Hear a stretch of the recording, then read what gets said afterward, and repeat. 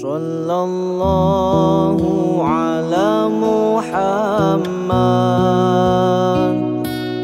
Sallallahu alaihi wasallam, Sallallahu ala Muhammad, Sallallahu alaihi wasallam. Wabarakatuh. Ya, baik. Assalamualaikum warahmatullahi wabarakatuh. Waalaikumsalam warahmatullahi Waalaikumsalam warahmatullahi wabarakatuh. Alhamdulillahirabbil alamin wa bihi nasta'in wa ala umuriddin waddin wassallallahu ala sayyidina Muhammadin wa ala alihi washabihi ajmain. Yang kami hormati tentu saja Pak Ustadz Muhammad Arifin serta rekan-rekan jamaah kuliah subuh online ya. Tentu saja tidak kata yang patut kita ungkapkan selain ungkapan rasa syukur kehadirat Allah Subhanahu wa taala.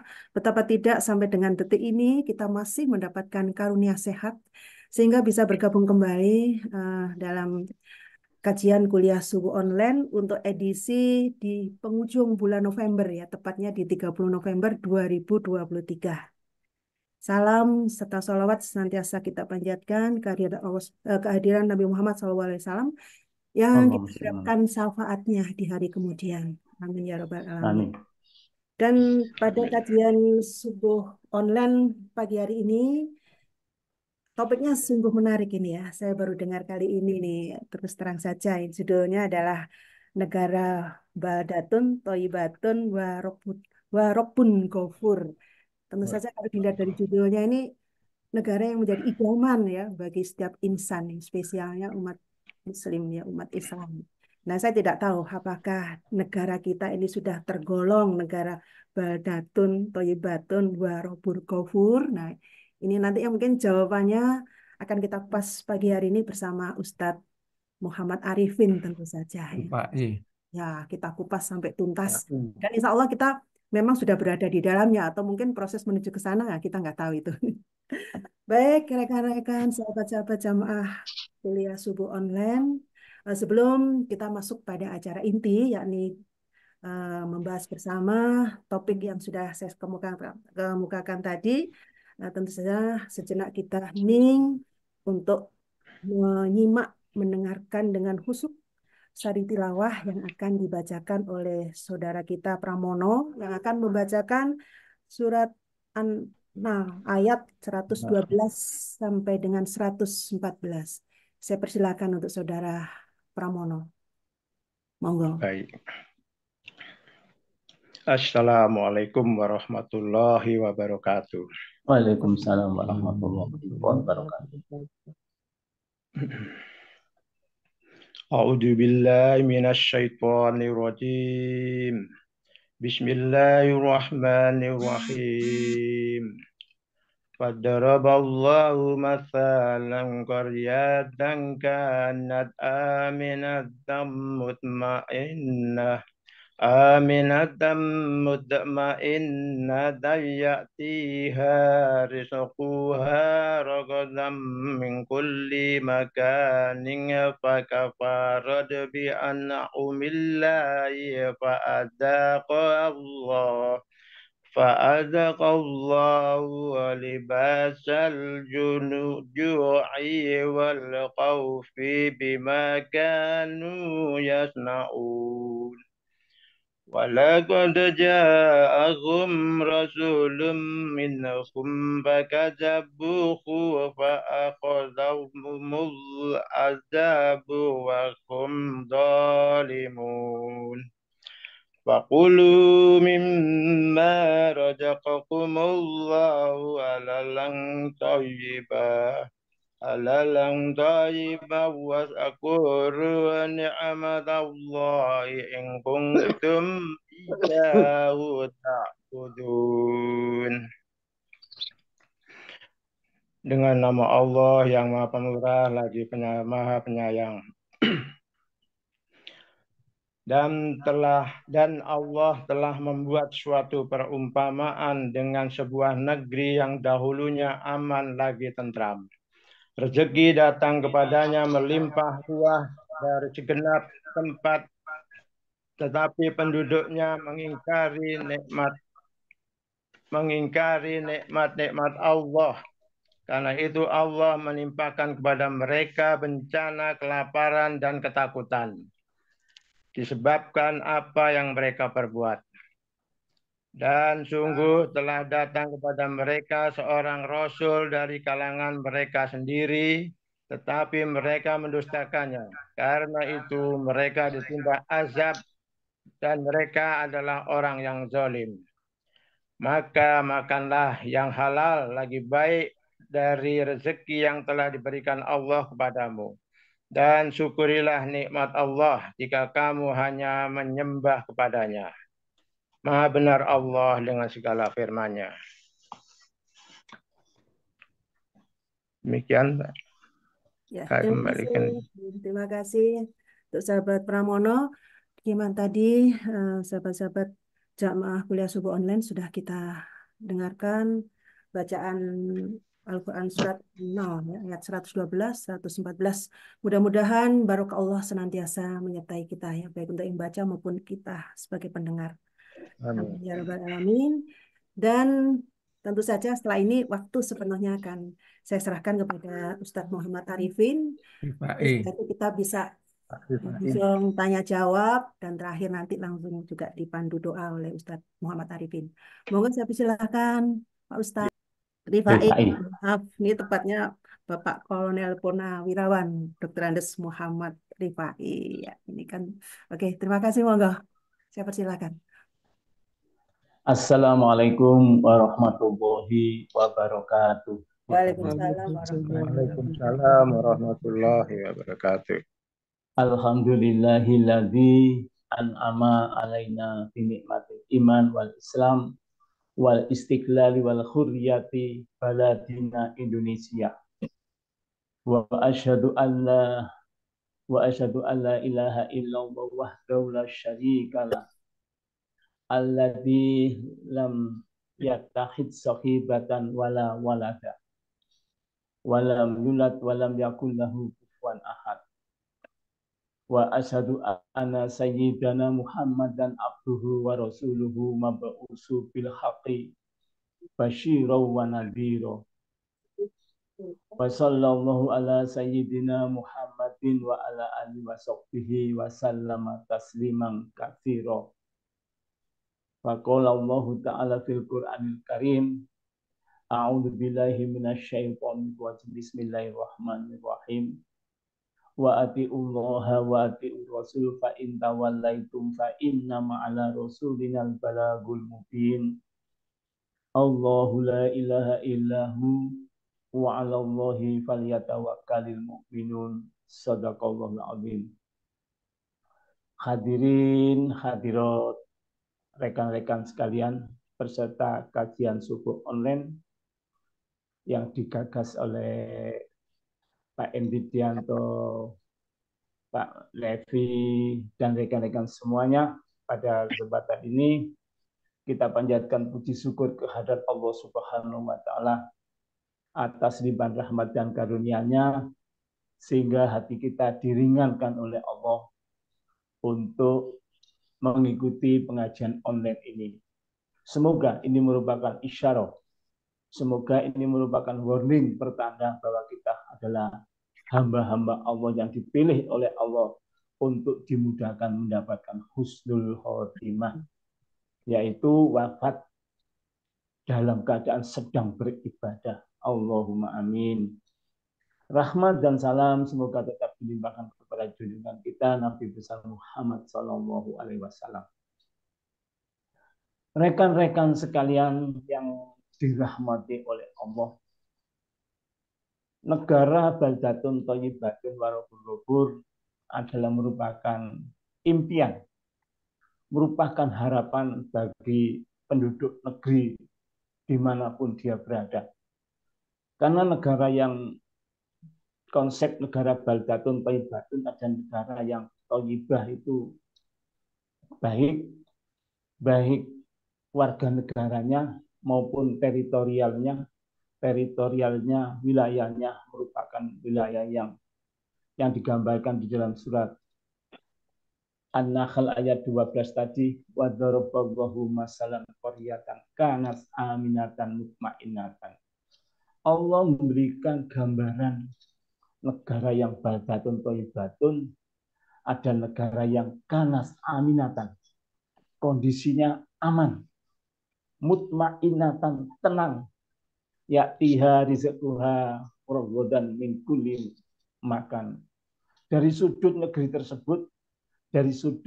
tersebut diberikan oleh Allah rezeki-rezeki yang luar biasa, tanahnya subur, langitnya mendatangkan hujan yang memakmurkan negeri tersebut. Bahasa Jawanya itu rezekinya yang dari sudut negeri itu mengeluarkan rezeki itu, bahasa Jawanya adalah rezekinya nyepak nyandung. Nyepak nyandung karena di sudut-sudut negeri kuli makanin. Namun maka farabi an umillah, namun negeri tersebut mengkufur, kufur,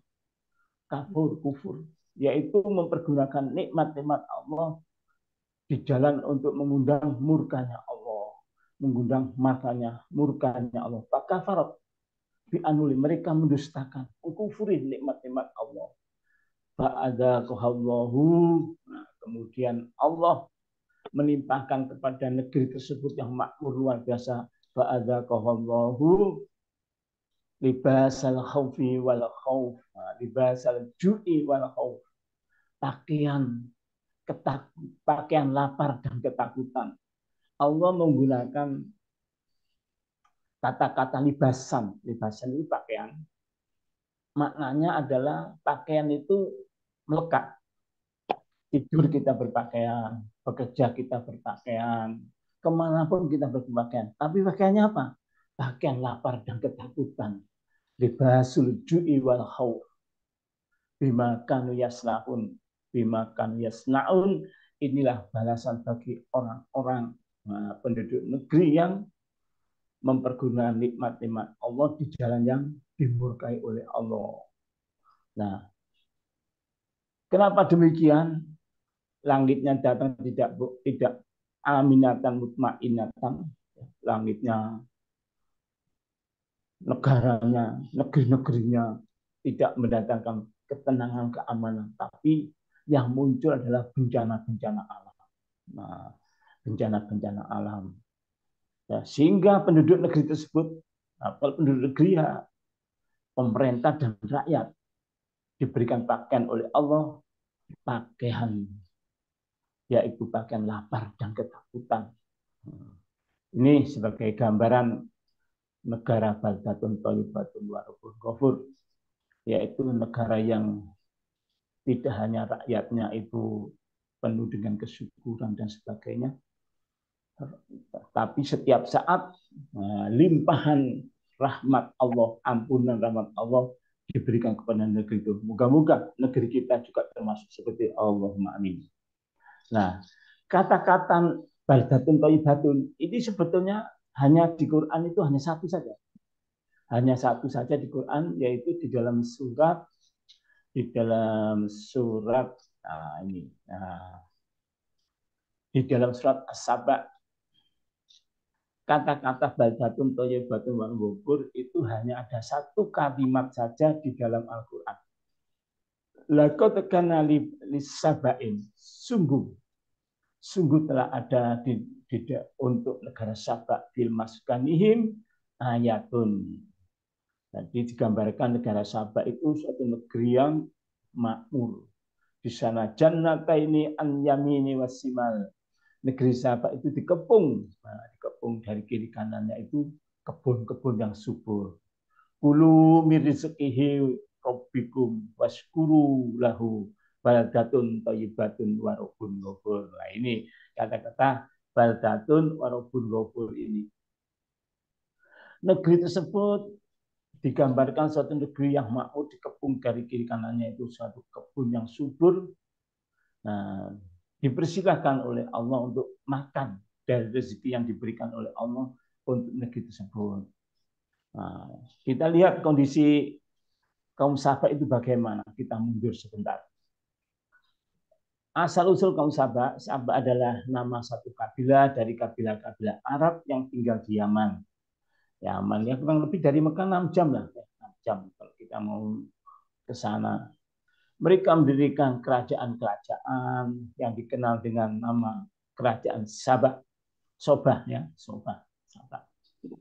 Dan ibu kotanya Ma'rib telah dapat membangun suatu bendungan raksasa bersama beriman itu Ma'rib itu, sehingga mereka tanahnya subur makmur. Kemudian, orang Sabah, orang Yaman ini membangun bendungan tersebut ya, sampai hancur tahun 542 Masehi. Kalau kita melihat tahun 542 Masehi, ini dekat ini dengan kelahiran Rasulullah. Rasulullah Shallallahu Alaihi Wasallam itu lahir 571 Masehi, kurang lebih 30 tahunan ya. Nah, bendungan ini yang mewah, yang mencukupi irigasi pengairan di dalam negeri itu hancur. Nah, yang dijelaskan kehancurannya itu nanti dijelaskan di dalam surat ya, di dalam surat An-Nahl ayat 112 tersebut. Nah, kita kembali lagi untuk menyingkat waktu. Persyaratan berdirinya suatu negara. Nah, karena ini ada kaitannya nanti dengan negara kita. Dengan baldatun thayyibatun ini. Yaitu yang pertama adanya rakyat. Nah, adanya rakyat. Dan rakyat kita alhamdulillah kalau kita arahkan ke negara kita ya, kita sudah sama punya rakyat. Wilayah juga. Wilayah negara kita ya, wilayah negara kita ini luar biasa. Sabang sampai Merauke itu kalau itu ditaruh ya, petanya ditaruh di Eropa. Sabangnya itu adalah di Ankara, di Turki. Ya, Merauke-nya ada di negeri Belanda. Melewati sekitar 17 negara di Eropa. Luas negara kita ini. Gambaran-gambaran yang di dalam Al-Quran tentang kemakmuran dan sebagainya itu sepertinya ada di Indonesia semua. Itu sepertinya ada di Indonesia semua. Nah, kemudian yang ketiga persyaratan adalah negara adanya pemerintahan yang berdaulat, pemerintah yang berdaulat. Nah, negara kita sudah memenuhi syarat. Terus yang keempat adalah pengakuan dari negara lain. Nah, maka proklamasi itu penting ya. Maka proklamasi itu penting. 17 Agustus 1945 negara kita memproklamasikan. Tetapi tadi tidak semua negara menerima. PBB pun menerima negara kita dan boleh berkibar negara kita. Berkibar bendera negara kita merah putih itu tahun 1950, 5 tahun setelah Indonesia merdeka di PBB. Kita lanjutkan. Kehidupan negara baldatun thayyibatun warabbun ghafur. Kehidupan negara yang baldatun thayyibatun warabbun ghafur. Ini sebetulnya ayat ini adalah ayat An-Nahl ayat 90. Surat An-Nahl ayat 90. Ayat ini adalah ayat yang fenomenal sekali karena Khalifah Umar bin Abdul Aziz, nah kita kenal Khalifah Umar bin Abdul Aziz tahun 101 Hijrah itu memerintahkan untuk setiap khutbah, apa itu khutbah Jumat, apakah itu khutbah Idul Fitri, apakah itu khutbah Idul Adha, itu ditutup dengan ayat ini. Nah, sampai sekarang di seluruh dunia Islam, mau Saudi, mau Mesir, mau Indonesia, setiap khutbah Jumat itu ditutup ayat ini. Innallaha ya'muru bil adli wal ihsani wa ita'i dzil qurba wa yanha 'anil fahsya'i wal munkar wal baghi ya'idukum la'allakum tadhakkarun. Nah, ayat ini adalah gambaran suatu negeri yang baldatun thayyibatun wa rabbun ghafur. Innallaha ya'muru bil adli, sesungguhnya Allah memerintahkan kepada kita semua bil adli, untuk berbuat adil. Di sini ya, di sini Allah menggunakan kata ya'muru. Nah, kata ya'muru ini, kata ma'muru ini kalau dalam sastra Arab disebut fi'il madhi, fi'il mudhari'.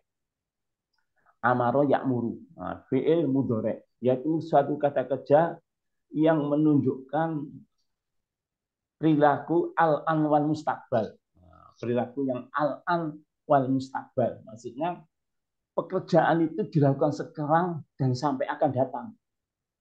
Sampai akan datang, sampai kiamat. Nah, sampai kiamat. Ya'muru bil adli. Jadi menegakkan keadilan itu kapan? Sekarang ya, sampai kiamat nanti. Baik secara pribadi maupun kolektif, secara nafsi-nafsi maupun jamaah. Ya'muru bil adli wal ihsan. Ihsan adalah perbuatan adil yang ditambah rahmat. Nah, ihsan itu rumusnya perbuatan adil yang ditambah rahmat. Kalau adil itu pada usai fi mahalihi, meletakkan sesuatu pada tempatnya. Kalau ihsan sudah meletakkan sesuatu pada tempatnya, ada rahmatnya lagi, ada kasih sayangnya lagi. Seperti contoh ya, contoh ibu-ibu, bapak-bapak ya, sebagai konsultan bidang jasa, konsultan bidang jasa hukum, apakah dokter dan sebagainya, ditulis di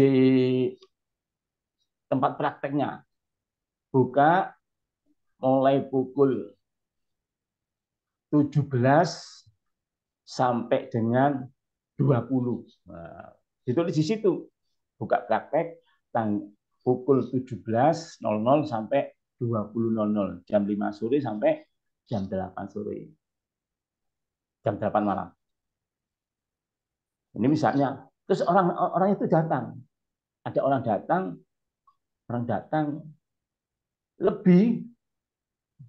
datang jam 20 lebih 10 menit atau lebih 15 menit. Nah, bapak-bapak, ibu-ibu, rekan-rekan sekalian menerima orang tersebut. Bu, Pak, waduh ini sudah jamnya, jam tutup konsultasi. Pada kesempatan ini konsultasi sekarang saya tutup. Nah, ini adil. Adilnya di mana? Karena peraturannya bukanya jam 17 sampai 20, ini lebih. Nah, lebih. Ya sudah, kita nggak melayani. Ini adil. Waduh saya meletakkan sesuatu pada tempatnya. Tapi kalau orangnya ihsan, Bu, Pak, sebetulnya ini sudah tutup kantor ini, tapi kalau Bapak Ibu mau konsultasi, mari saya bantu. Nah, diterima, dilayani dengan baik. Ini ihsan. Nah, jadi rumusnya ihsan itu adil ditambah rahmat ditambah kasih sayang. Maka tingkatannya lebih tinggi, lebih lagi. Tuh, Bapak datang ke sini, datang ke sini itu pakai kendaraan apa? Pak, saya pakai angkot. Sudah ya, saya sanggui ya. Untuk saya sanggui, ya, kasih duit 100.000. Wah, ini sudah adil, ihsan plus ini. Ini perintah Allah itu. Negara itu akan menjadi makmur, negara itu akan menjadi negara yang indah kalau nilai-nilai kebenaran ini dilaksanakan di suatu negeri. Wa ita idul kurba, lanjutnya, wa ita idul kurba, dan berilah, santunilah, nafkahilah orang-orang yang ada hubungan kekeluargaan. Nah, bukan saudara kita, adik kita, kakak kita, bapak kita, ibu kita. Jangan sampai orang-orang yang menjadi tanggung jawab kita menjadi tanggung jawabnya orang lain. Nah, agar kita, rumah tangga kita semuanya bermartabat, terhormat keluarga kita, maka sebaiknya kita jangan lalai pada orang-orang yang ada hubungan kekerabatan. Maka wa ita'il qurba. Beri nafkah orang-orang yang ada kaitan dengan kerabatan. Terus wa yanha 'anil fahsya'i wal munkar. Tidak hanya itu. Nah, di sini Allah juga menggunakan kata yanha. Wa yanha. Ya'muru bil adli wa ihsani wa ita'i dzal qurba wa yanha juga fi'il kata kerja mudhari', fi'il mudhari' kata kerja yang pelaksanaannya al-an wal mustaqbal. Pelaksanaannya sekarang dan akan datang. Terus menerus berlanjut sampai mana? Sampai kita mati. Sampai kita wafat. Anil fahsya'i wal munkar. Wa yanha anil fahsya'i wal munkar. Faksa itu segala perbuatan yang merugikan diri sendiri. Minum-minuman keras. Kita sudah misalnya ya, seusia kepala 6 ini misalnya tidak boleh makan ini, tidak boleh makan itu. Tapi kita maksa makan jeroan, makan makanan yang merusak kesehatan. Ini faksa. Fakisa ini faksa. Yaitu perbuatan-perbuatan yang merugikan diri sendiri. Wal mungkar. Mungkar adalah perbuatan-perbuatan yang merugikan tidak hanya diri sendiri tapi juga orang lain. Kalau di dalam kitab Nasiihud Dinia, ya, kalau kitab Nasiihud Dinia itu jelaskan mungkar itu adalah segala perbuatan yang ada destruktifnya, ada kerusakan. Nah, ada bukan nilai, ada muatan kerusakan. Kalau disebut nilai nggak bisa, ada muatan kerusakan. Tapi mungkar itu belum tentu maksiat. Ya, mungkar itu belum tentu maksiat. Seperti anak kecil, ya, anak kecil kan belum punya dosa. Anak kecil belum punya dosa. Terus mecahin kaca, ngerobek duit. Nah, ini mungkar. Kan ada muatan kerusakan ini. Wal bagi seperti itu kalau di dalam kitab-kitab fikih diterjemah al-bugho. Nah, bugho itu pemberontakan. Karena pemberontakan itu kerusakannya itu rehabilitasinya itu lama, mahal. Nah, ayat ini adalah menjelaskan kepada kita semua upaya-upaya preventif itu adalah sangat dianjurkan di dalam agama. Di dalam menegakkan nilai-nilai kebenaran harus dikerjakan semaksimal mungkin terus-menerus, tetapi juga jangan lupa di dalam suatu negeri manapun mesti adanya kemungkaran, maka di situ tidak bisa kemungkaran hal-hal yang merusakkan negeri tersebut dibiarkan.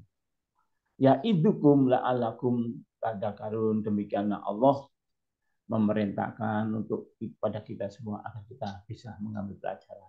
Ya, ini terjemahan tadi sudah.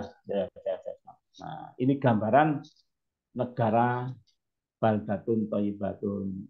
Ya, berkaitan dengan ayat 90 surat An-Nahl, ditegakkannya ihsan tadi, ihsan sudah, ya.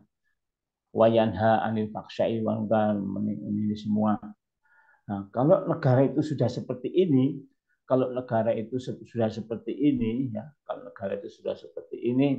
insya Allah yang turun itu nanti adalah rahmat Allah, ampunan Allah, dan solusi-solusi di dalam kehidupan berbangsa dan bernegara. Ya, saya lanjutkan. Nah, ini tadi ayat yang dibaca Pak Purnomo, ya. Wa daraballahu masalan qaryatan kanas aminatan mutmainnatan ya'tiha rizquha ragadan min kulli makan fakafarat bi an umilla fa adzaqahullahu libasal khuju'i wal khaufi bima kan yasnaun. Tadi sudah saya jelaskan. Nah, ini yang penting adalah yang pertama, hancurnya negara itu rata-rata adalah rakyatnya itu melakukan suatu kemungkaran-kemungkaran. Rakyatnya melakukan suatu kekufuran-kekufuran. Dan ketika negara tersebut oleh Allah diberi rezeki yang nyepak nyandung tadi, dari sudut negeri itu berlimpah-limpah, tambangnya menghasilkan, kebunnya menghasilkan, lautnya menghasilkan, itu adalah negeri-negeri yang mempergunakan nikmat Allah di jalan yang diridhoi oleh Allah. Yang dengan istilah agama adalah rakyat yang bersyukur. Ya, negeri yang aman, lagi tentram, rezekinya melimpah ke sana kemari, di mana-mana. Tetapi sebaliknya, ketika penduduk negeri tersebut kufur, mempergunakan nikmat Allah di jalan yang dimulai oleh Allah, yang muncul adalah bencana alam. Hujannya bukan hujan yang mendatangkan kesuburan, tetapi mendatangkan petaka-petaka, puting beliung, ya, dan sebagainya. Tanahnya juga demikian. Yang muncul adalah gempa bumi, bencana alam, dan sebagainya. Wattaqullaha wattaqu fitnatan. Nah, ini yang perlu kita. Mengapa?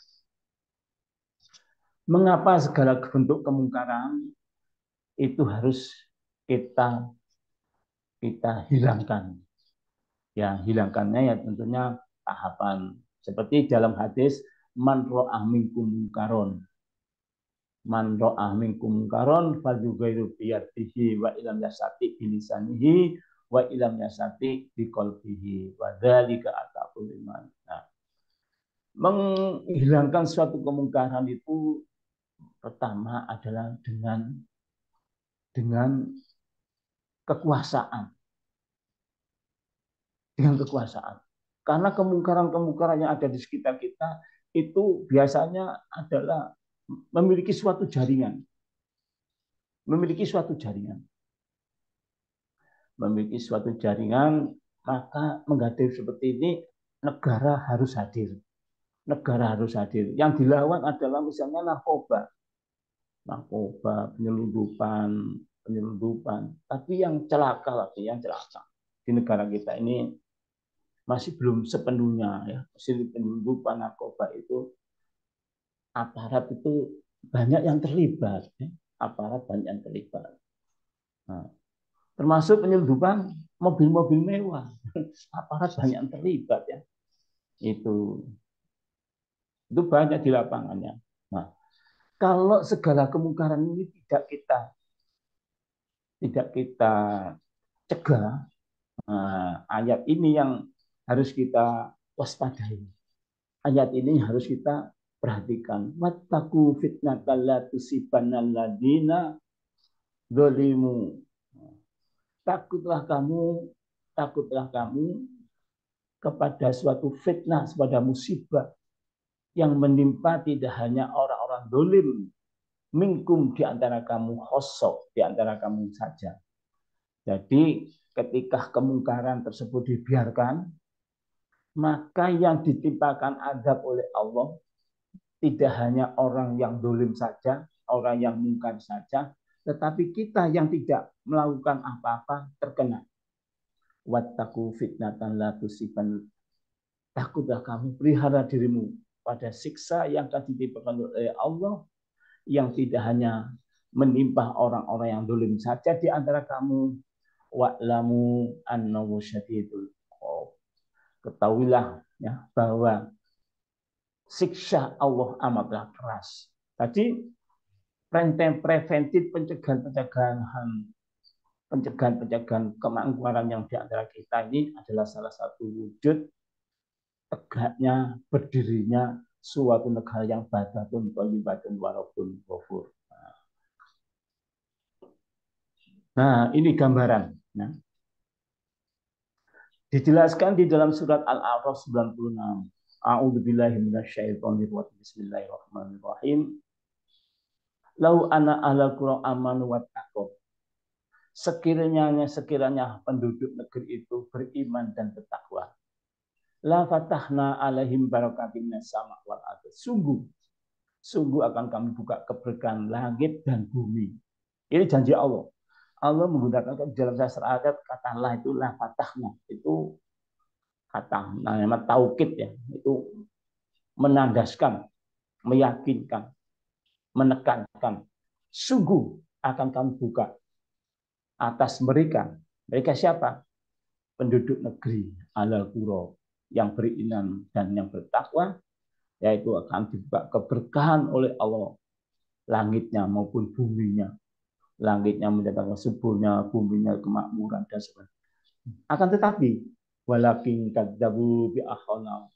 Walakin kadzabu, akan tetapi jika penduduk negeri tersebut kadzabu, mendustakan perintah-perintah Allah, ayat-ayat Allah, perintah-perintah yang tidak dilakukan, larangan justru dilanggar. Fa'akhadnahum bima kanu yaksibun. Maka akan ditimpakan oleh Allah siksa sebagaimana dosa-dosa yang pernah dilakukan itu. Dari sini sudah dapat kita simpulkan sementara. Dari sini sudah kita simpulkan sementara, yaitu bahwa negeri yang badatun thayyibatun warabun ghafur ini lebih cenderung adalah ditentukan oleh sumber daya manusianya, ditentukan oleh penduduk negerinya itu beriman atau bertakwa, bukan makmur, bukan. Tapi memang idealnya seperti negara Indonesia ini, idealnya wilayahnya makmur, penduduk negerinya beriman dan bertakwa. Ini adalah suatu kata. Saya pernah ya cerita sedikit. Waktu saya di Jakarta, didatangi teman-teman dari Palestina. Datangi teman-teman dari Palestina ingin paparan bahwa kondisi Palestina waktu itu tahun 2006 ya, tahun 2006. Ingin paparan kondisi Palestina, kondisi Masjidil Aqsa yang sesungguhnya, yang digali-gali, diodol-odol, yang di dalamnya itu orang tidak pakai sandal, sepatuan dan sebagainya. Paparan orang Palestina paparan, dan masih ada. Kalau nanti saya bentuknya PowerPoint banyak sekali, 100 PowerPoint. Nah itu 100 PowerPoint. Nanti saya berikan kepada Pak Andri saja. Kalau ingin mengetahui kondisi Palestina sesungguhnya tahun 2006, diodol-odol dan sebagainya. Keterangannya ada keterangan bahasa Arab dan bahasa Inggris. Nah, perwakilan Palestina ini saya ajak keliling ke Jakarta, terus sampai ke Bogor ke Ciawi. Apa ucapan mereka? Hadi Indonesia. Indonesia ini kotul janafil aldi katanya. Indonesia ini adalah potongan surga yang ada di dunia. Orang-orang itu tertawa, menangis lihat Indonesia. Negeri kok makmur begini. Saya ajak ke Ciawi itu kiri kanan kan, padahal itu kiri kanan menuju Bogor itu kan itu pohon-pohon biasa saja. Saya ajak ke atas terus. Wah. Akhirnya saya ajak makan nanas. Ajak makan buah nanas. Ada pohonnya di situ. Terus sambil makan buah nanas, pohonnya bagaimana ini? Pohonnya seperti ini. Ini pohonnya itu. Kok pohonnya kecil, buahnya kok bisa seperti ini? Wah, saya mikir, andai kata ada durian, saya aja makan durian. Tapi penyataannya saya ingat, Indonesia adalah qatul janafil adi. Indonesia adalah potongan surga di bumi, di dunia. Ini ya. Jadi lau ana ala qura amanu wa taqalla fatahna alaihim barakatin sama. Kalau kita bersyukur, Allah sudah menjamin. Seperti di dalam surat Ibrahim ayat 7. A'udzubillahi minasyaitonir rajim. Bismillahirrahmanirrahim. Wa itta adana rabbukum la in syakartum la azidanakum. Ingatlah ketika Allah mencanangkan hukumnya. Jadi hukum syukur dan kufur ini sudah dicanangkan oleh Allah. Wa itta adana rabbukum la in syakartum la azidanakum. Ingatlah tatkala Allah mencanangkan hukumnya, barang siapa bersyukur la azidanakum, maka akan ditambah nikmat-nikmat Allah. Ya, kita ini punya negeri yang luar biasa ini. Ini bukan di negeri lain ini. Ini gunung yang ada negeri Indonesia. Wala in kafartum, dan jika kamu kufur mempergunakan nikmat-nikmat Allah yang untuk mengundang murkanya Allah. Inna adabi lasyadid. Sesungguhnya siksaku amatlah pedih. Sesungguhnya siksaku amatlah pedih. Nah, artinya apa? Segala nikmat yang telah kita terima dari Allah Subhanahu wa taala harus secepatnya kita syukuri, kita pergunakan untuk mengundang ridhonya Allah. Dapat duit kita sedekahkan, dapat makanan yang kita bagi-bagi. Tapi nikmati rabbika fahadis, terhadap nikmat Tuhanmu Rob hadis, maka sebarluaskan. Tidak boleh kita nikmat sendiri, kita bagi-bagikan. Ya, semuanya bisa merasakan. Ketika kufur, nah ini tadi, tapi ternyata mereka, ayat kami mendustakan walakin kadzabu fa'akhadnahum bima kanu yaksibun. Ketika mempergunakan nikmat-nikmat yang dimurkai oleh Allah, maka yang muncul adalah siksaan Allah yang mahal konsensinya, ya mahal sekali. Jadi rehabilitasi suatu kerusakan itu lebih payah daripada kita menjaga ketertiban yang ada di muka bumi. Nah, ini gambaran ada 11 negeri yang telah dimusnahkan oleh Allah.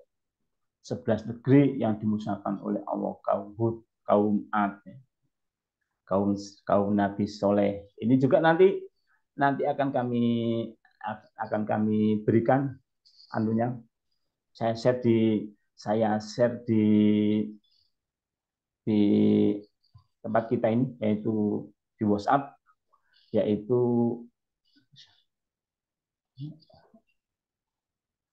11 kaum yang telah dimusnahkan oleh Allah ini. Ini untuk meningkat waktu, kita sudah tahu kaum soleh, ya, kaum Nabi Soleh. Kaum Nabi Soleh yang diberikan oleh Allah seekor unta, ya, seekor unta yang dengan unta itu orang bisa minum susunya. Dilarang untuk dibunuh. Oh, dibunuh itu. Waduh, udah diamanai seekor unta, dan unta ini susunya bisa diminum satu negeri tersebut, ya. Mungkin satu kecamatan, ya. Dibunuh, ya. Kaum Nabi Lut, ya, kaum Nabi Lut sudah dilarang, punya hasrat yang menyimpang, ya, LGBT-nya. Kaum Nabi Lut. Tapi saya kalau melihat ceritanya Nabi Lut ini, saya juga merinding, ya. Satu negeri itu semuanya melakukan aktivitas LGBT, sampai istri-istrinya Nabi Lut itu melakukan seperti itu. Kalau kita hidup di tengahnya kaumnya Nabi Lut, mungkin juga kita akan keseret ke situ, karena seluruh negeri itu melakukan itu semua. Tapi kita bersyukur kita hidup di Indonesia dan menjadi umatnya Rasulullah SAW. Kaum Nabi Syuaib juga demikian. Nabi Syuaib itu mertuanya Nabi Musa, Madian. Jadi di dalam satu negeri itu, di dalam satu masa itu, tidak hanya satu nabi, sampai puluhan nabi. Ketika zamannya Nabi Musa, itu 3 nabi. Nabi Musa dengan kakaknya Nabi Harun, dan Nabi Musa menjadi menantunya Nabi Syuaib. Nah, itu Madian dengan Mesir itu dekat-dekat saja. Nah, kaumnya Fir'aun dan pendukungnya dimusnahkan semua. Ya, dimusnahkan. Ashabus Sabat dan semuanya.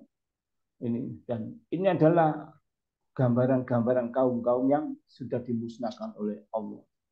Dimusnahkan oleh Allah. Moga-moga negeri kita ini menjadi negeri yang dipelihara oleh Allah.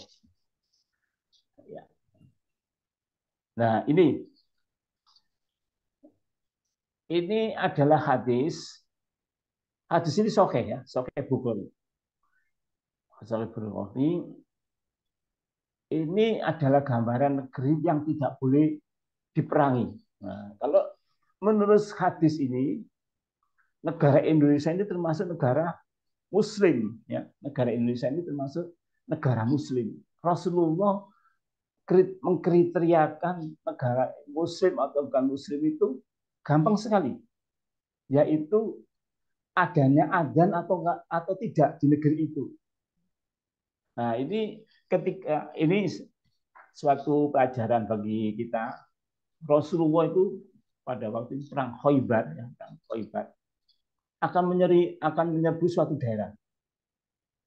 Nah, Rasulullah itu ini perlu ditiru ya dalam perang-perang itu. Rasulullah kalau menyerang suatu daerah ditiru oleh sahabatnya itu malam hari, bukan terang-terangan, bukan siang-siang hari, malam hari.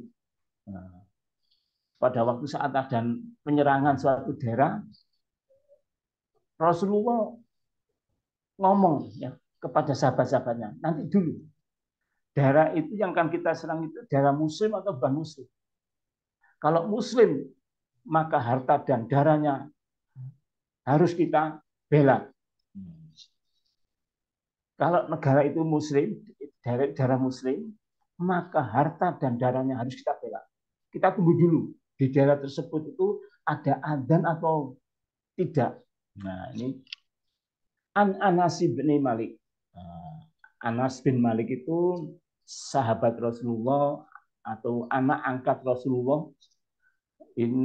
Beliau ini Anas bin Malik ini sejak usia 10 tahun ketika Rasulullah hijrah ke Madinah, ibunya itu tidak bisa sodako tanah, tidak bisa sodako harta, mensodakokan anaknya.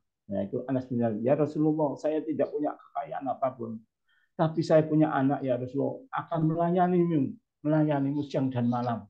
Maka anaknya diwakafkan kepada Rasulullah, yaitu Anas bin Malik ini. Ini ikut Rasulullah lebih dari 10 tahun.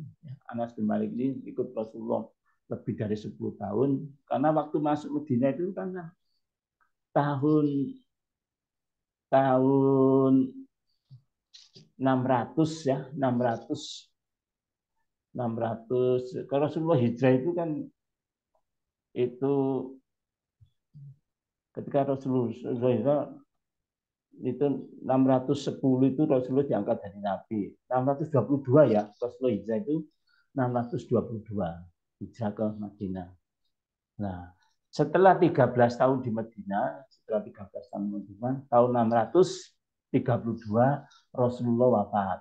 Nah, Anas bin Malik ini ketika Rasulullah tahun 622 itu Rasulullah dihibahi atau diwakati Anas bin Malik. Nah, ketika kurang lebih 10 tahun Anas bin Malik ini ikut Rasulullah, maka sahabat Anas bin Malik ini banyak koleksi hadisnya.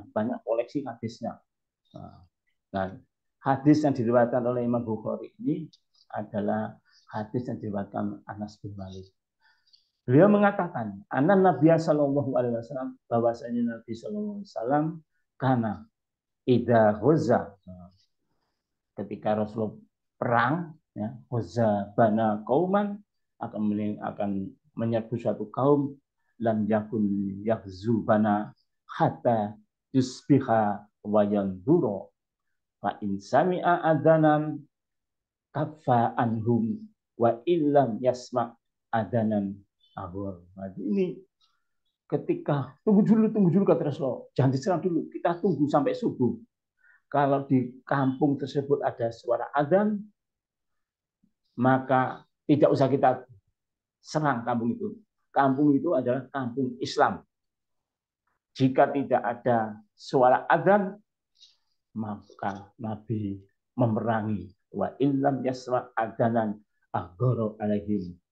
Jadi ukuran negara tersebut muslim, negara muslim atau negara kafir ya, itu kriterianya juga di negara tersebut ditegakkan sholat apa enggak? Nah, ditegakkan sholat apa? Nah, salah satu negara tersebut mengerjakan sholat atau tidak, itu ada adzan. Jadi adzan ini suatu isyarat ya. Adzan itu suatu isyarat bahwa negara tersebut adalah bukan negara kafir.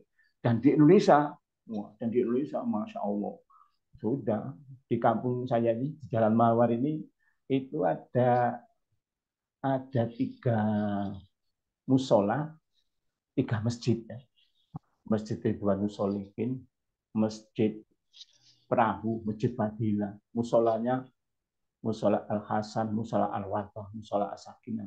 Jadi saut menyaut. Jadi negara kita ini negara yang kalau menurut Rasulullah, negara yang tidak boleh diperangi, tidak boleh diberontai, tidak boleh, karena ini harus dijaga. Nah, harus dijaga darah dan harta negara Indonesia.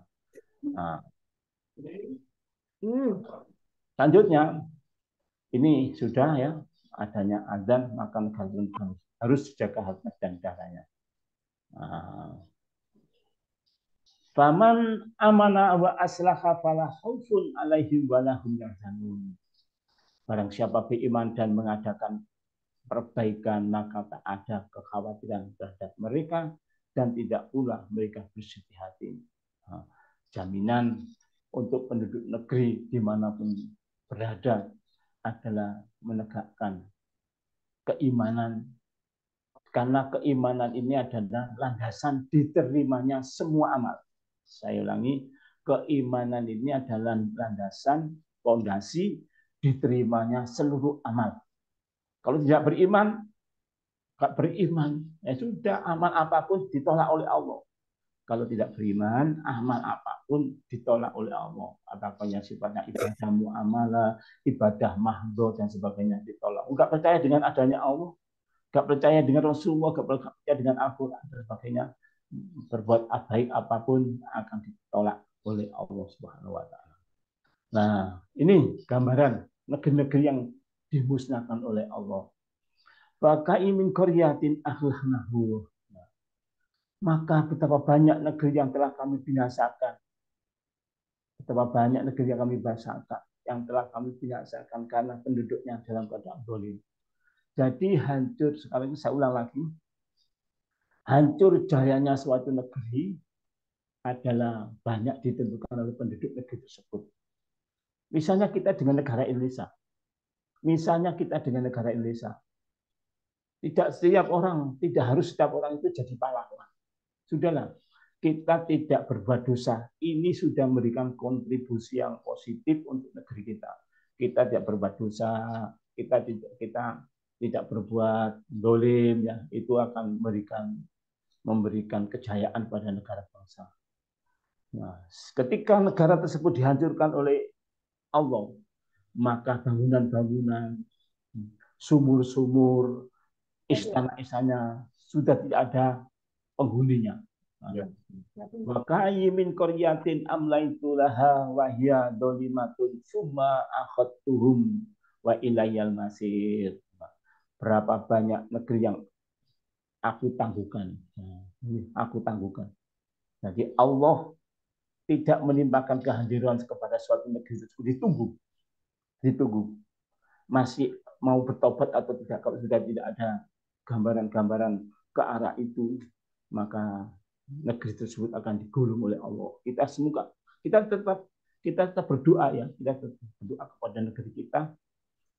Negeri kita ini kalau kita mau jujur, ya walaupun tidak tebel-tebel, tipis-tipis, sudah merupakan negara yang baldatun thayyibatun wa rabbun ghafur. Baldatun thayyibatun wa rabbun ghafur. Kesimpulan. Makmur, sejahtera, aman, damainya suatu negeri lebih ditentukan oleh sumber daya manusia, beriman atau tidak, daripada kemakmuran wilayahnya. Memang idealnya wilayah teritorialnya makmur, penduduknya juga beriman dan bertakwa. Itu barangkali yang bisa kami sampaikan. Dan selanjutnya silakan kita buka diskusi, tanya jawab, masukan-masukan dari rekan-rekan semua, sehingga bisa kita, konsep ini tidak hanya sekedar konsep, tetapi juga bisa kita laksanakan. Syukur sepenuhnya, kalau tidak bisa ya tipis-tipis juga sudah merupakan hal yang luar biasa. Terima kasih. Oke, ya. Ya, terima kasih kembali Ustadz Rifai, ya, luar biasa paparannya. Sungguh tadi begitu saya membayangkan negara baldatun thayyibatun warabul ghafur, betapa damainya, betapa nyamannya, ya, hidup di dalam suasana negara yang seperti itu. Nah, kalau tadi disampaikan bahwa sebuah negara baldatun thayyibatun tadi itu rakyatnya harus beriman, bertakwa, kemudian selalu bersyukur. Tapi kita tahu bahwa di suatu negara itu kan dikendalikan oleh sebuah pemerintahan, oleh pemimpin, ya. Jadi Ya, dikatakan bahwa ini juga sangat bergantung kepada kepemimpinan dalam sebuah negara, Pak Ustadz. betul-betul. Persentasenya gimana itu, Pak Ustadz? Ya, gini. Bagaimana persentase? Jadi Ya. ketika Allah memberikan suatu jaminan, lau ana ala qura amanu wa taqau la fatahna alaihi barakatun. Sekiranya penduduk negeri tersebut beriman dan bertakwa. Penduduk negeri ini adalah rakyat dan pemerintah. Rakyat dan pemerintah. Nah, di situ semuanya harus bertakwa dan beriman. Nah, pimpinannya harus beriman, rakyatnya juga, dan tidak akan mungkin terjadi, kalau misalnya bahasa ceramahnya itu, rakyat dan pemimpin itu tidak akan nyekruk, tidak akan tumbuh oleh tutup, ya. Tumbuh oleh tutup, nyekruk. Ketika seorang pemimpin itu dolim, rakyatnya beriman dan bertakwa. Nah, produk pemimpin itu adalah produk dari rakyatnya. Kalau rakyatnya beriman, akan diberi pemimpin yang beriman. Dasarnya apa? Ada hadis. Hadis ini terletak di dalam kitab Nasaiful Ibad, ya, halaman 4. Ya. Sayati zamanun ala umati. Sayati zamanun ala umati. Kata Rasulullah, hadis sahih hadis ini. Sayati zamanun ala umati. Suatu saat akan tiba suatu zaman akan menimpa umatku. Nah, akan menimpa umatku. Yafiruna minal ulama wal fuqaha. Yafiruna minal ulama wal fuqaha. Umatku ini lari meninggalkan ulama dan fuqaha. Fuqaha ini orang-orang ahli fikih, orang-orang yang paham tentang hukum-hukum Islam, orang-orang yang paham tentang Al-Qur'an dan hadis. Kalau umatku sudah melarikan diri kepada ulama, ulamanya ditinggalkan, diabaikan,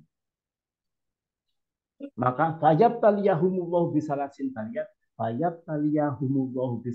baliyat, maka akan timpakan umat Rasulullah yang demikian ini akan ditimpakan ujian hukuman, yaitu 3 hukuman. Fayab taliyahumullahu bisalasin baliyat, ditimpakan 3 musibah. Nah, yang pertama musibahnya yaitu yarfa'ullahu barkatan min kasbihin. Apa-apa yang diusahakan, pegawai negeri, tentara, nelayan, petani, semuanya itu yarfa'ullahu barkatan min kasbihim, yarfa'ullahu barkatan min kasbihim. Hartanya habis bukan untuk bekal ibadah, tapi habis untuk maksiat. Yarfa'ullahu barkatan min kasbihim. Oleh Allah keberkahan hartanya dicabut, habis untuk maksiat. Allahumma ba'idna, semoga Allah menjauhkan, seperti ini. Yang kedua, nah ini yang sesuai dengan pertanyaan. Yusallitullahu alaihim sultanan doliman. Yusallitullahu alaihim sultanan doliman. Allah mengutus seorang sultan, seorang pemimpin dolim, yang dolim. Nah, jadi ketika umat sudah mulai tidak mau diatur oleh Allah dalam hal ini oleh ulama-ulama karpet diri, maka hukuman yang pertama hartanya habis untuk maksiat, yang kedua diberikan pemimpin yang dolim, pemimpin yang tidak memperhatikan hak-haknya rakyat, pemimpin yang menipu rakyatnya dan sebagainya. Ini jadi pemimpin itu produk daripada kelakuan rakyatnya. Jadi tidak terjadi otomatis. Yang ketiga, hukuman yang ketiga, yakhruju minad dunya bighairi iman. Keluar dari dunia, maksudnya meninggal dunia. Umat yang demikian ini sudah rusak pemimpinnya, rusak umatnya, meninggal dunia dalam keadaan tidak membawa iman, artinya mati dalam keadaan kafir. Jadi bagaimana kesimpulannya? Ya, supaya kita mendapatkan pemimpin-pemimpin yang baik, pemimpin-pemimpin yang beriman bertakwa, maka kita harus lebih dulu mendemokan keimanan dan ketakwaan kita. Nah, sehingga disitulah Allah berkenan, lau ana alaquna amanu la fatahna alim barakatan minas sama. Sekiranya penduduk negeri tersebut beriman dan bertakwa, pasti kami buka keberkahan langit dan bumi. Ini Mbak Endang, monggo yang lainnya. Terima kasih. Baik, Pak Ustadz, silakan sekarang rekan-rekan yang masih bergabung bisa menyampaikan pertanyaan atau mungkin ada ide-ide tambahan yang bisa Ya, dikembangkan. silakan, monggo. Atau mungkin ada pengalaman-pengalaman yang berkaitan dengan topik Ya. yang kita bahas pada pagi hari ini. Monggo, dipersilahkan. Saya promosi, ada promosi Baik, buku ini ya. Promosi buku. Harga mati. Ya, NKRI negara kafir. NKRI negara kafir. Negara kafir. Ini kalau beli online sekitar 22.000. Ya. Kayak 22.000 di online ini. Ini sekitar sudah saya baca semuanya. Nah, di sini ada hadis yang tadi itu. Jadi kriteria negara Muslim, Baldatun Thayyibatun Warahmubun atau negara kafir itu Rasulullah sangat simpel. Ada adzan apa tidak di situ. Nah, sekarang mulai dari Papua sampai Sabang Merauke, ya, itu ada adzan semua, Jadi negara kita ini negara Muslim. Kalau negara Muslim, maka negara ini haram darahnya, maka hartanya harus dipertahankan, dan apalagi kita sebagai warga negara yang besar akan mempertahankan. Nah, dalam kitab nah, bagus ya, ini informasinya kan. Dalam kitab yaitu Madzhabul Arba'ah, dalam kitab Madzhabul Arba'ah yang ditulis Imam Abdurrahman Al-Jaziri, halaman 528 sampai 531, di sana membahas mubahasus syahid. Orang yang mati mempertahankan bangsa dan negara adalah mati syahid. Pakaiannya haram dimandikan, haram disolati, haram dimandikan, haram disolati. Nah, yang dibolehkan ya dikuburkan saja. Haram pakaiannya tidak boleh diganti, haram dikafani, dimakamkan dengan tubuhnya saja. Nah, apalagi negara ini, kata negara kita adalah negara Muslim. Silakan yang lain. Silakan, Bang Levi. Ya, oke, silakan Bang Levi. Bu Lili. Ya. Assalamualaikum Pak Ustadz. Ini yang disampaikan Pak Ustadz pagi ini sangat menarik, karena bagaimanapun juga banyak kaitannya dengan kondisi negara kita yang saat ini sedang memasuki dalam tahap pemilihan presiden, ya. Tentunya tidak proses pembincangan ke sana, di mana tadi disampaikan juga oleh Pak Ustadz bahwa kerusakan suatu negara itu diakibatkan oleh kesalahan rakyatnya sendiri, gitu ya. Ya, betul. Kesalahan rakyatnya ini akhirnya ya oleh Allah juga diberikan hukuman, dikasihkan juga pemimpin yang dolim juga kan gitu akhirnya. Ya. Ya rakyatnya tahu gitu. Jadi kalau saya rasa dari kalimat yang disampaikan Pak Ustadz tadi, ya kayaknya negara kita sudah memasuki tahap itu gitu ya. Ya. Pertama kesalahan rakyat, kemudian kita diberikan pemimpin yang dolim, yang sekarang bisa kita rasakan lah kondisi negara kita gitu. Ya. Yang ingin saya tanyakan Pak Ustadz, kita ini kan sebenarnya negara kita kan negara mayoritas ya. Ya. Mayoritas. Sehingga tadi Pak Ustadz bilang ya negara kita di mana-mana adzan terdengar gitu ya, karena itulah membuktikan bahwa kita mayoritas muslim memang gitu. Ya. Negara muslim. Nah, dalam kaitannya dengan pemilihan pemimpin, karena memang di kita diberlakukan pemilihan pemimpin itu melalui pemungutan suara. Ya. Satu suara kaum muslimin atau setiap manusia mempunyai satu hak suara gitu ya, yang sudah Ya. umurnya. Kalau orang-orang muslim kita Pak Ustadz itu dalam memilih pemimpin ternyata tidak memprioritaskan pemimpin yang muslim juga begitu ya, itu hukumannya apa Pak Ustadz? Apakah Ya. ada di Al-Quran? Ya. Menyikapi hal ini saya ingat perkataannya Ali bin Abi Thalib.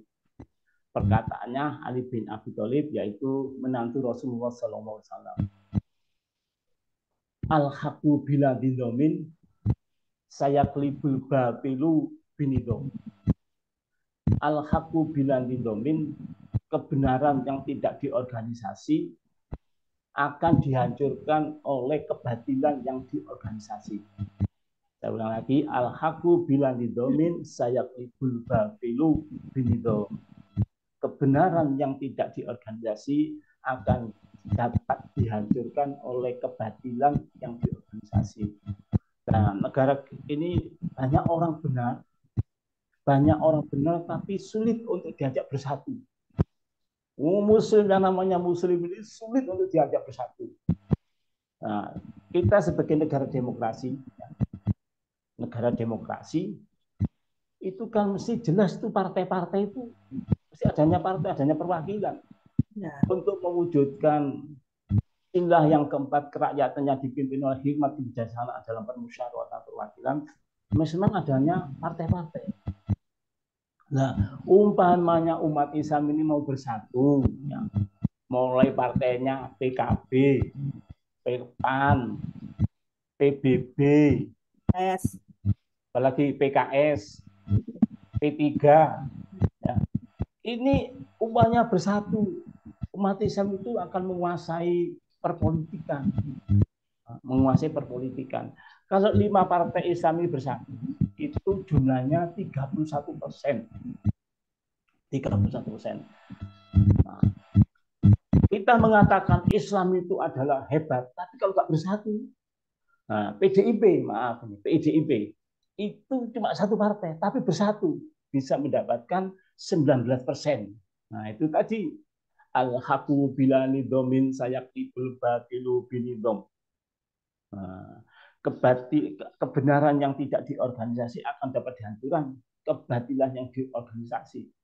Ini kalau umat Islam susah bersatu ya sudah akan terus bingung terus. Nah, semuanya ingin jadi pemimpin.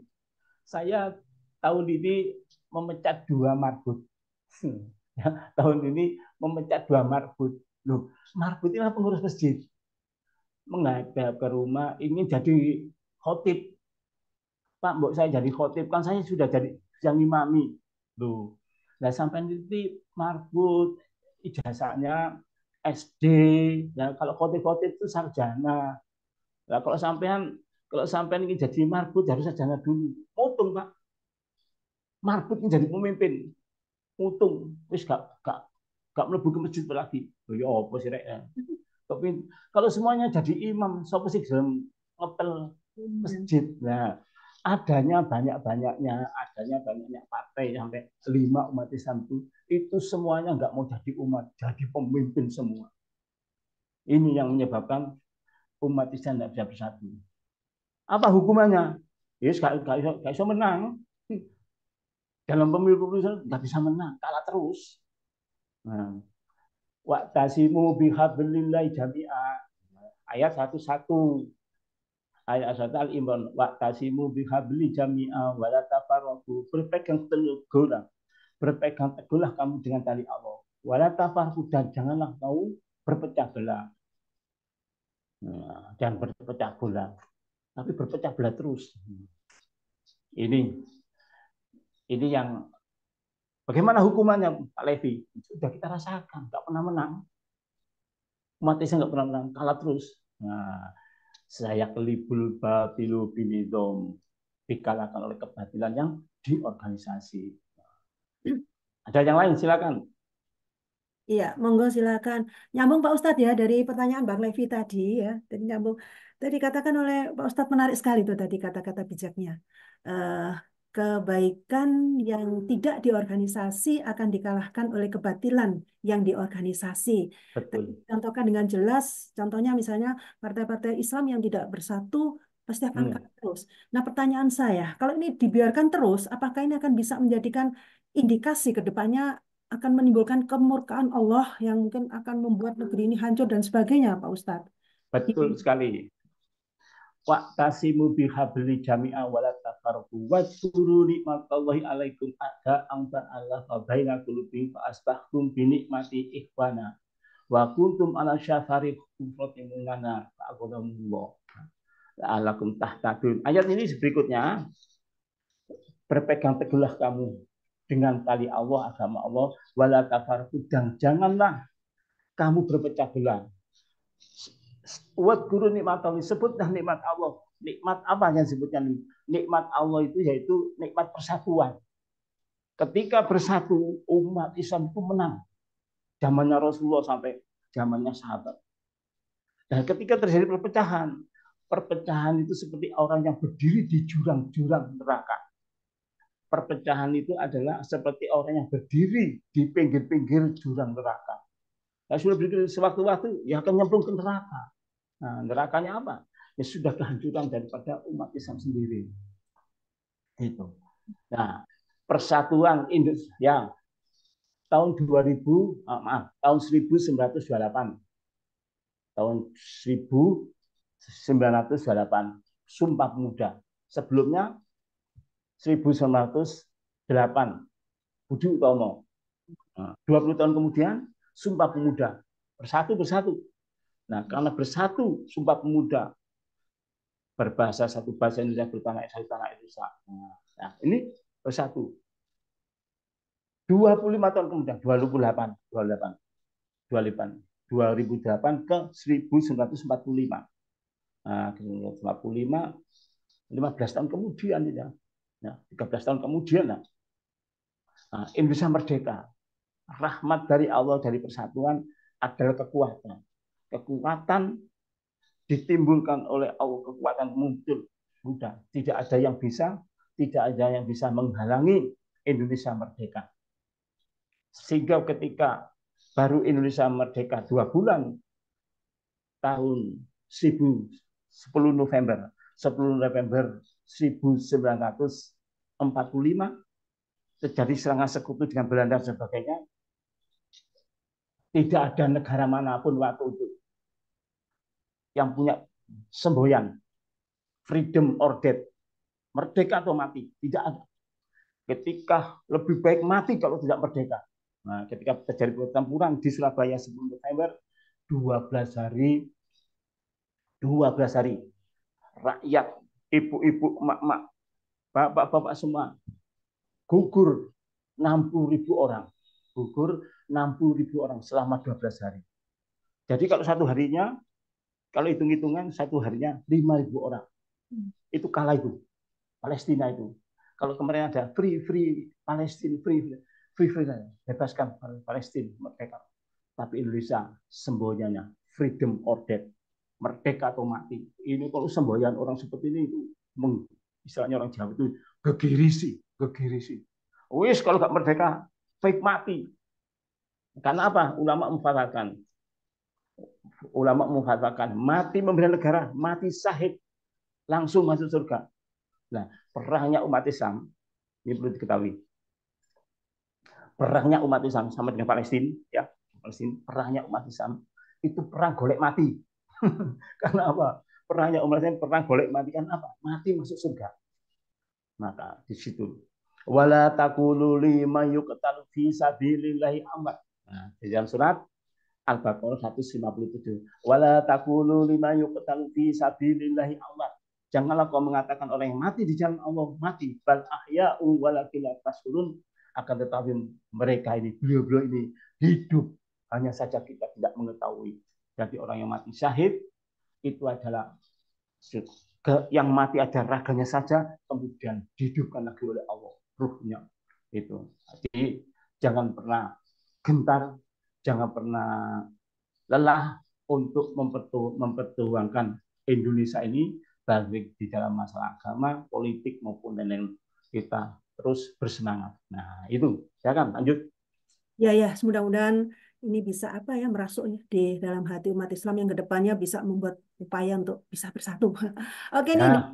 dari chat Pak Ustadz ada dari sahabat Luki Nugroho. Yang pertama, di Singapura itu nggak terdengar azan, padahal dulunya negerinya bangsa Melayu. Itu yang pertama. Terus yang kedua nih sebuah saran.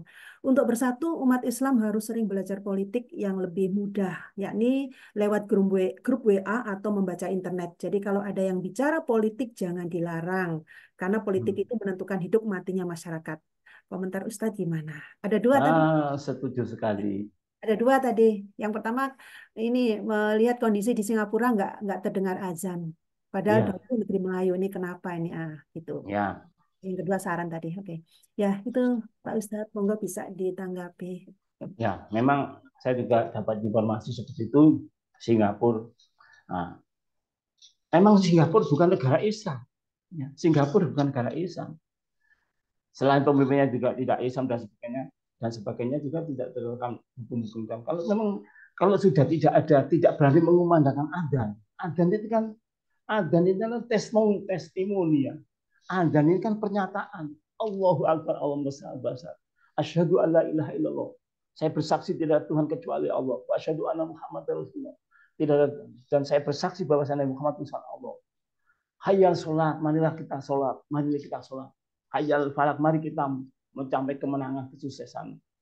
Allahu Akbar Allah. Ini kan pernyataan. Kalau suatu wilayah tidak berani menyatakan seperti itu, ya memang bukan Islam. Bukan Islam.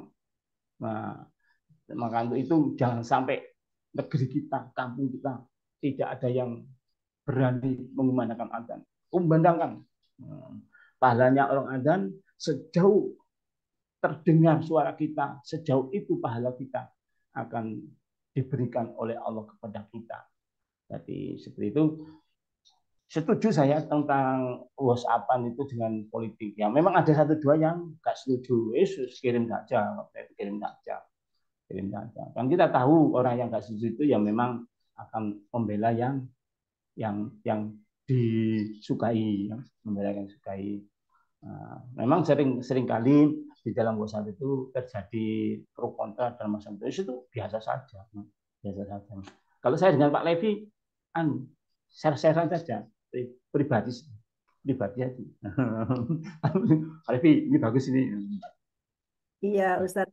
Ya, cuma kadang-kadang di grup WA itu ada rasa ketakutan, Pak Ustadz. Katanya intimidasi, nanti ditindak dan sebagainya, itu yang membuat orang-orang agak ciut ya, agak takut untuk berbicara politik di dalam grup. Memang ada ancaman, Mbak. Untuk yang adminnya itu ada hal yang sensitif, adminnya yang ditindak.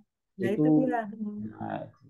Itu memang ada seperti itu, termasuk di admin saya di kelompoknya pensiunan tentara itu. Waduh, bahaya nih, mboknya nanti ditangkap aku. Bahaya. Terus nggak ono Pak itu Pak. Ya betul gitu. Nah, terberangus akhirnya kebebasan berpolitik kita secara nggak sadar sudah terberangus. Ya, memang seperti itu kondisinya karena kita sekarang ini agak takut ya, takut seperti itu. Nah, iya. Moga-moga ke depannya nggak begitu lagi. Ya, banyak berdoa gitu. Ya, ada lagi sahabat-sahabat yang masih bergabung di KSO pagi hari ini, silakan. Ini Pak Ustadz masih ada di tengah-tengah kita.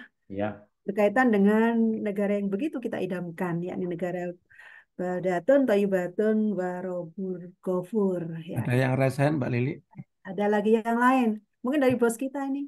Ada yang raise hand itu Mbak Lili? Gimana? Ada yang raise hand. Ya, ada tah. Di mana nih HP gak ada, tidak cuma punyanya Luki ini. Oh, udah hilang tadi. Tadi ada yang raise hand siapa ya? Iya. Kalau nggak Mas ada, Subyek, Mas Subyek tadi Siapa? ya, Mas Subyek. Mas Subyek. Oh, Subyek. Ini di mana? Halo, Subyek. Halo, Bang Subyek. Subjek. Ayo, SMP 3. Udah, sampai 3. masih di mute, di mute. Oh, Oh, ya. belum. Oke, silakan ya. Atau diawali masukin dulu oleh Bang Hendri, bosnya. Oke, Ya, oke. ini Pak Ustadz tadi masalah negeri Sabak. Ya, Terus tadi disebutkan hancur tahun 542. 42. Ya, Itu kan eh, hampir dekat dengan kelahiran Nabi. kelahiran Nabi ya. Nah, Ya, kelahiran Nabi saya jadi ingat jadi ingat Raja Abraha. Abraha yang Iya, di, hancurkan. di, di Yaman juga. Abraha itu di Itu Yaman kan juga. lokasinya di Yaman. Itu apakah sejaman ya antara Abraha dengan negeri Sabak? Kan Ya, itu kelahiran Nabi itu kan tahun gajah ya. ya tahun gajah. Apakah itu sejaman gitu Pak Ustadz? Nah, setelah setelah setelah saya lihat di Tahrikh ya, itu Abraha itu termasuk daerahnya Abraha itu daerah yang agak aman, tidak kena yang di Soba itu, tidak daerah Sabah itu. Nah, itu agak aman dan Abraha ini punya tempat ibadah, tetapi ibadahnya tidak dikunjungi orang, ibadahnya sepi. Karena sepi itulah salah satu sarannya ada yang menandingi gereja kita ini, menandingi gereja kita. Di mana itu? Di Mekah. Kalau begitu kita hancurkan saja Mekah itu supaya orang ibadah ke Yaman, ke daerahnya Abraha ini. Nah, di situ ikut ceritanya itu. Nah, tahun 571 tahun gajah ini kelahiran Rasulullah Shallallahu Alaihi Wasallam. Itu. Ya. Oke, ini ada dari Si. chat juga Pak Ustadz dari Saudara Amor Kodrat Siti yang isinya sebagai berikut. Mohon pencerahan Pak Ustadz, bagaimana kontribusi kita untuk ikut mempersatukan umat Islam di Indonesia ini? Karena tiap kelompok atau jamaah punya pendapat yang berbeda. Sedangkan kita banyak keterbatasan. Oke, luar biasa. Moga Pak Ustadz. Tadi sudah nyerempet-nyerempet ke sana nih ya. Ini mungkin bisa dibahas lebih tuntas lagi. Ya, memang selama ini dakwah Islamiyah kita belum maksimal. Dakwah Islamiyah kita belum maksimal. Saya di Malang ya sebagai Dewan Pakar Nahdlatul Ulama ya. Saya di Malang sebagai Dewan Pakar Nahdlatul Ulama di pengurus cabang NU Malang itu sekarang sedang masuk ke mal-mal ya, mal-mal Ramayana semua. Kita mendekati ya lewat wali kota, lewat bupati, terus ke ini lembaga pemasyarakatan, lembaga masyarakat yang laki-laki di Lokwaru, yang perempuan di Panjen itu kita masuk di sana. Kita nyeser, kita seser yang orang-orang tidak mau ngisi di sana. Nggak apa-apa gratisan, nggak apa-apa gratisan, kemudian dan sebagainya. Nah dari situ tidak bersatunya umat Islam itu karena tidak pahamnya tentang persatuan, tidak pahamnya tentang ilmu-ilmu tentang keislaman.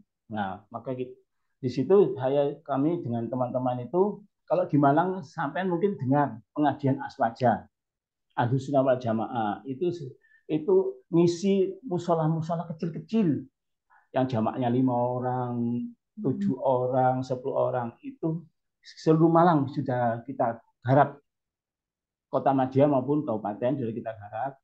Kasihan itu ustadz itu honornya itu kecil-kecil, 50.000, ada yang honornya matur nuwun, sukon wakasihon dari Pak Koiron. Ya terima kasih, tetap kita bilang. Nah, terus ini juga kami minta untuk aswaja kita isi perjuangan kita Allahumma rahamna bil Qur'an harus Al-Quran ya, waj'alhu lana imaman wa nuran wa hudan wa rahmah. kita lihat terus juga kalau dua Allahumma dzakirna minhu ma nasina wa 'allimna minhu ma jahilna warzuqna tilawatahu ana al-laili wa atrafan nahar waj'alhu lana hujjatan ya rabbal alamin.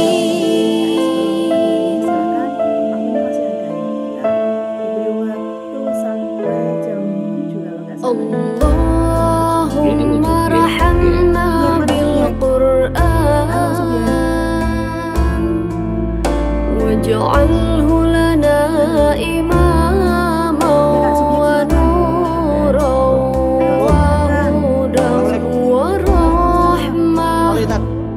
Saya ingin Allahumma dzakirna minhu ma nasina wa 'allimna minhu ma jahilna warzuqna tilawatahu ana al-laili wa atrafan nahar dan nanti kita akan bersama waj'alhu lana kayaknya tadi di rumah sakit Semarang. rabbal alamin. Kondisi masih di hutan ya. Ya terus di rumah sakit Semarang. Terus nanti katanya rumah duka kan di Jalan Bojonegoro Malang. Nggak tahu nomornya berapa. Emang rutanya di mana rutanya? Semarang. Di Semarang. Rutanya di Semarang, ya. Ya. Duka untuk mantan wali kota Pak. Hanya Kita doakan. yang kedua, Assalamualaikum maaf selamat. Berkaitan dengan materi ini, tapi memang persyaratan suatu negara adalah salah satunya adalah legitimasi pemerintahan ya. Pemerintahan kita kan sudah legitimit, apalagi sudah diasaskan menjadi Pancasila. ya. Ini ada apa ya, rumor-rumor yang rencananya akan negara khilafah yang akan dibangkitkan lagi. Ini menurut pandangan Pak Ustadz gimana Pak? Apalagi khilafah itu yang sebenarnya juga bagaimana? Apa mengakui negara-negara Timur Tengah sana yang menurut saya kurang apa ya, kurang berhasil, akhirnya tidak sempurna betul lah. Nah sekarang di negara kita akan digaungkan akan bangkitnya negara khilafah bagi negara kita, utamanya oleh Anwar Bakhtiar Nasir tadi ada info-info begitu di 24 ini akan bangkit. Itu aja, mohon petunjuk Bapak kaitannya negara tadi supaya kita negara benar-benar batatun itu pun kabur. Oke, assalamualaikum warahmatullahi wabarakatuh. Waalaikumsalam warahmatullahi wabarakatuh. Ini buku ini ada terjawab di buku ini ya. Jadi negara khilafah menurut ulama khususnya ulama Nahdlatul Ulama yaitu di dalam Basul Masail ya, di dalam Basul Masail itu setiap memutuskan sesuatu ada namanya Basul Masail. Basul membahas masail itu masalah-masalah. Negara demokrasi ini pilihan para ulama. Mulai dari Indonesia mulai merdeka terus dipilih negara demokrasi. Negara demokrasi ini itu manfaatnya lebih banyak daripada mafsadanya. Manfaatnya lebih banyak daripada mafsadanya, kerusakannya. Kalau ditegakkan negara khilafah itu nanti akan banyak hal-hal yang kontroversi di tengah masyarakat. Yang pertama, akan terjadi disintegrasi bangsa, perpecahan bangsa dan negara. Papua, Maluku, Manado, dari Batak ya, daerah Sumatera yang banyak daerah-daerah non muslim itu akan memisahkan diri.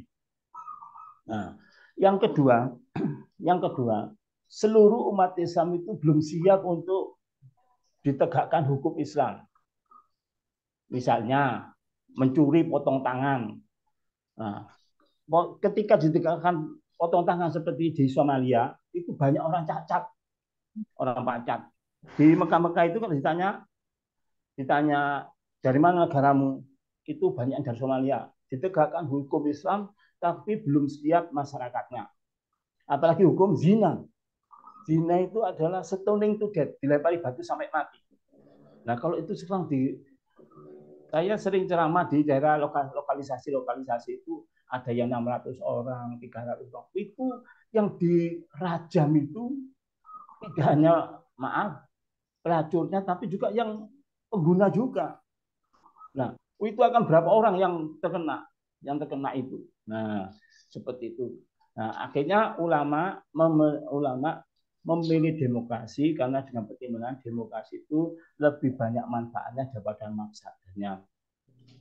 Nah, seperti itu.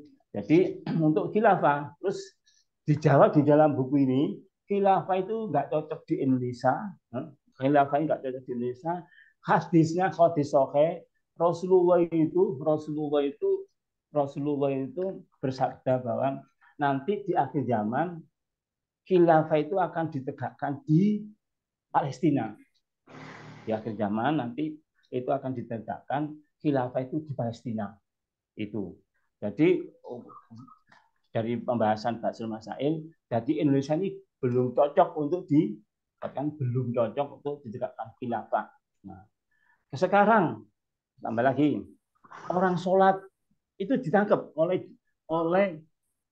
mahkamah syariah, Orang yang nggak sholat itu diteliti tiap kampung. Nah, setelah ditangkap ditanya, kamu sholat ini sebab males atau memang nggak suka sholat? Kalau males, nggak apa-apa. Kalau nggak suka sholat, adalah dihukum pancung, Pak.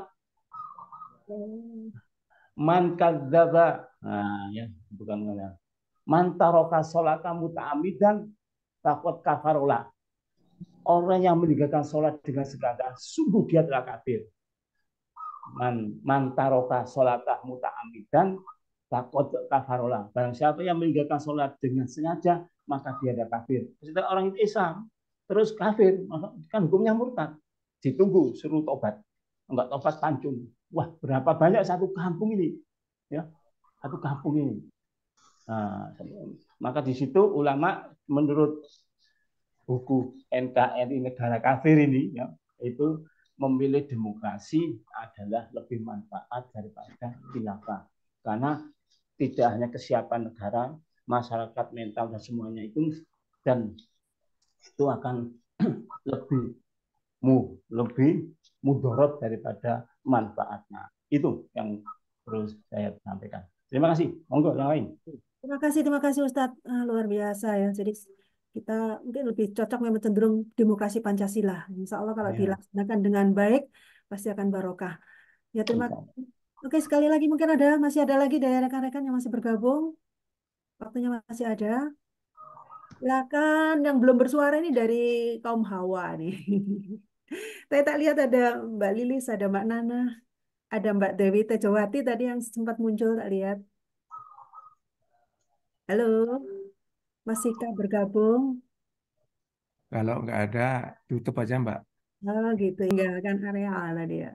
Ya baik ya, kan tadi sudah ada sinyal ya dari bosnya KSU, sudah bisa diakhiri karena sudah tidak ada lagi tanggapan. Namun perkenankan ini sedikit simpulan aja ya. Tadi sudah disampaikan oleh Pak Ustadz bahwa negara Baldatun Thoyiban Warobun Ghafur adalah negara yang sangat menjadi idaman ya bagi semua insan di dunia ini ya. Dan untuk mengarah ke sana tentu saja dibutuhkan adanya ini ya keselarasan antara rakyat dan pemimpin yang senantiasa beriman, bertakwa, dan selalu bersyukur. Itu tadi intinya di sana.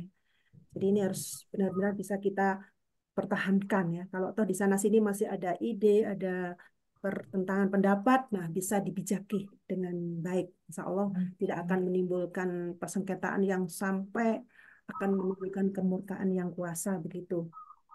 Jadi insya Allah kita kedepannya bisa, rakyat kita ini benar-benar bisa ihsan seperti tadi yang disampaikan oleh Ustadz Rifai.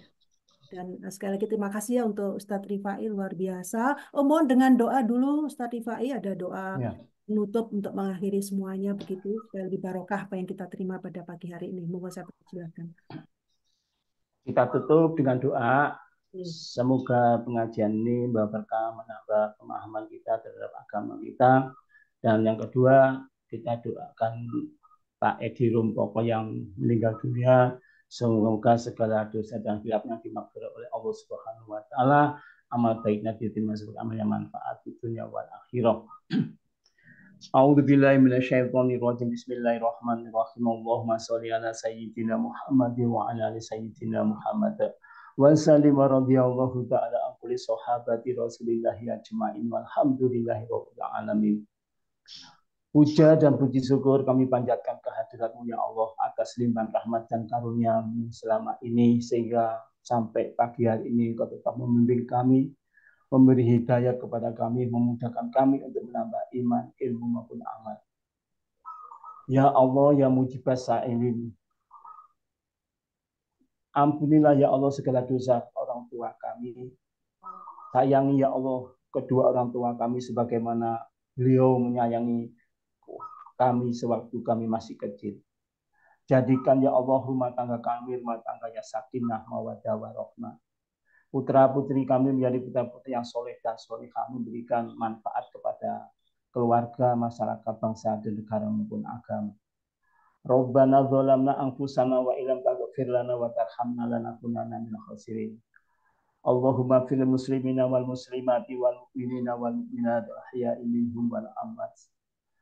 Allahumma ftah lana abwabal khairat wa abwabal maghfirah wa abwabal rahmah wa abwabal jannah. Allahumma inna nas'aluka ridhaka wal jannata wa na'udzubika min sakhatika wa nar. Allahumma dafa'ana al-ghala wal bala wal waqa wal fahsya'a wal munkar wa suyufa muktalifata wa sada'ida wa mihana man dhaharu minha wa ma batana li balatina Indonesia khoso wa min buldan muslimina ama innaka ala kulli syai'in qadir. Rabbana ighfir lana wa li ikhwanina alladziina sabaquna bil iman wa la taj'al fi qulubina ghillan lil ladziina amanu rabbana innaka ra'ufur rahim. Allahumma ighfir lahu wa afihi wa afu anhu. Allahumma la tahrimna ajrahu wa la taqina ba'dahu wa ighfir lana wa lahu bi rahmatika ya arhamar rahimin. Subhana rabbika rabbil izzati amma yasifun wa salamun alal mursalin. Walhamdulillahirabbil alamin. Terima kasih. Wassalamualaikum warahmatullahi wabarakatuh.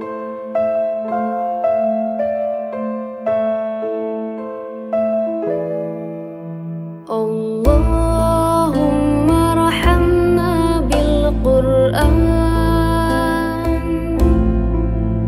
waj'alhu lana